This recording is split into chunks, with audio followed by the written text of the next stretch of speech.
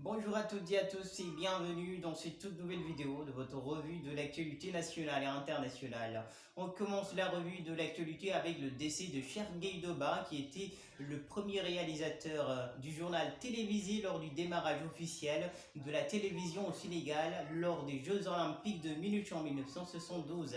Plus connu sous le nom de Guaido comme l'appelaient ses amis, et il y dirigeait également la commission de l'artisanat, de la culture, du tourisme et des sports du CSE.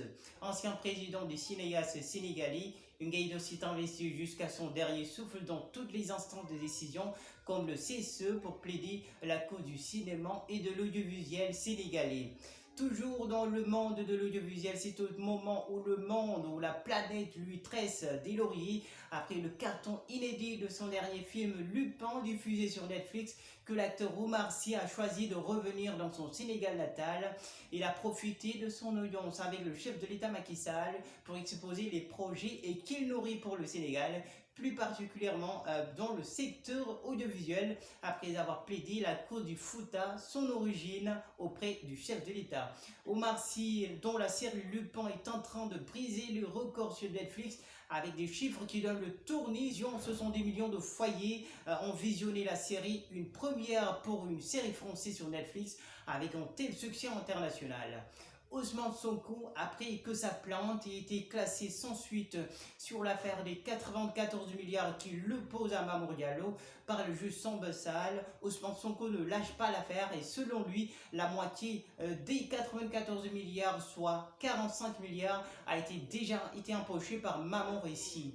Serine Bassirou Gueye, s'il est vraiment courageux, je l'invite à ouvrir le dossier. Si vous voulez prendre vos voleurs, je suis prêt à vous aider à mettre la main sur eux en vous indiquant la banque et en vous donnant le numéro de compte bancaire. C'est la fin de l'enquête sur la disparition qui a fait couler beaucoup d'encre. Disparu depuis le 4 janvier, Diarry réapparaît et la police française arrête l'enquête. C'est en échange épistolaire avec son mentor Serine Baicham que Diarry a donné ses nouvelles. Assumant son geste, l'étudiante a révélé avoir laissé des indices derrière elle pour qu'on sache quelle partie de son plein gré. Je ne me cache pas, je ne fuis pas. Je considère cela comme une sorte de répit salutaire dans ma vie, a-t-elle dit à Serine Baicham après que ce dernier a insisté à ce qu'elle sorte de son silence.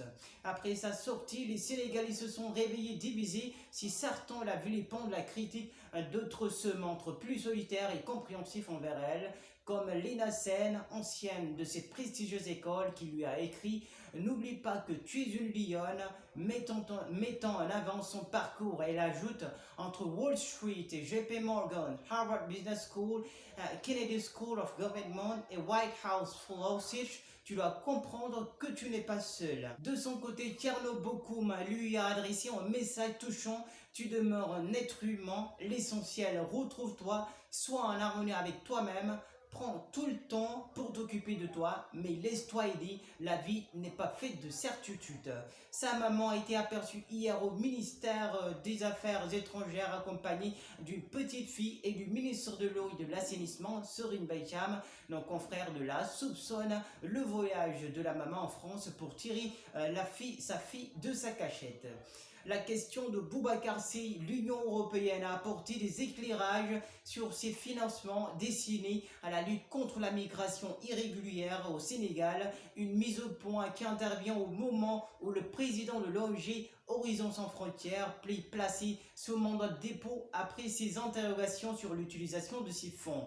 Dans un document parcouru par Le Quotidien, l'Union européenne confirmant avoir financé au Sénégal depuis 2016 18 programmes dont 10 nationaux et 8 régionaux grâce au fonds fiduciaire d'urgence. Selon la même source, le montant dégagé est estimé à 198 millions d'euros, soit près de 130 milliards de francs CFA. Tous les projets de l'Union européenne, y compris ceux du fonds fiduciaire d'urgence, font l'objet de procédures de vérification des actions et des dépenses au cours de sa mise en œuvre, ainsi que des audits et des évaluations afin de projets précises le document. Alioune Camara alias Boy Bambara, légende de la lutte sénégalaise, rappelée à Dieu. Triste nouvelle pour le sport sénégalais, notamment la lutte décédée ce vendredi. Il était champion de lutte avec frappe et avait écumé les Mbapat et Niayes Choker, son quartier natal, et de Dakar avant de s'engager dans l'aréna où ses combats avec Double S, Mbaye entre autres, ont participé à forger sa légende. Boy Bambara fait partie des athlètes sénégalais à avoir participé des Olympiades. En effet, il a combattu pour le Sénégal aux Jeux Olympiques de Munich 1972, puisque ce lutteur traditionnel à la technique reconnue avait fini par franchir le Rubicon pour s'essayer à la lutte gréco-romaine. Dans cette discipline, Boy Bambara avait remporté plusieurs titres de champion d'Afrique avec la génération des feux Arnaud Mané, Modou Pouye, Double S, Robert Diouf, Pape Diop, Pape Touré, Cathy Diop et Ambroise.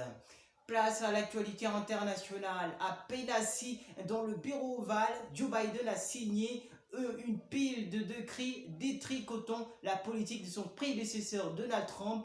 Face aux caméras, il a notamment acté le retour des États-Unis dans l'accord de Paris sur le climat et mis en coup d'arrêt à la construction d'un oléoduc contesté au risque de froisser ses relations avec le Canada. Le président démocrate présentera au Congrès le mois prochain son plan de 2000 milliards de dollars pour le climat, censé placer durablement les mesures vertes au cours de l'économie américaine. Cette promesse suscite un grand espoir chez les défenseurs de l'écologie, les diplomates et les États. America is back, c'est en tout cas vrai à l'OMS. Washington a officiellement annoncé qu'elle revenait sur la décision de Donald Trump de se retirer de l'Organisation mondiale de la santé, au grand soulagement de l'agence qui retrouve son premier soutien financier. Mais ça ne veut pas dire que tout est réglé pour autant.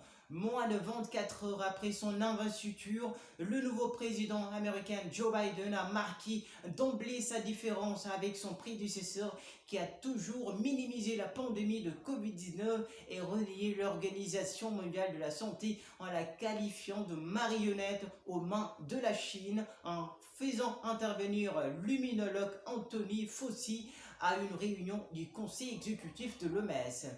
Larry King est décédé. L'un des plus grands journalistes et meilleurs intervieweurs a été emporté par le Covid-19. Avec une grande tristesse, Aura Media annonce le décès de notre cofondateur et ami Larry King, qui est mort à l'âge de 87 ans au centre médical Cedars-Sinai à Los Angeles. Peut-on lire dans un communiqué de la compagnie publié sur le compte Twitter officiel de cette figure légendaire de la télévision américaine.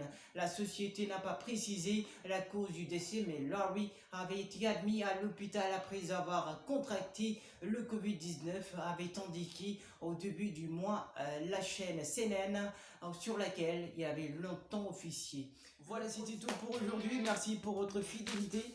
Bonne journée à tous. On se donne rendez-vous au week-end prochain, Inch'Allah, pour une autre revue de l'actualité nationale et internationale sur Willy Info, l'apprenti journaliste. Alors, si cette vidéo vous a plu, n'hésitez pas à la liker, à la partager avec vos proches, avec vos amis, et n'oubliez surtout pas d'activer la cloche de notification pour ne plus rater aucune de nos prochaines vidéos dans les week-ends à venir. Sur ce, je vous dis merci les gars pour tout. Au revoir.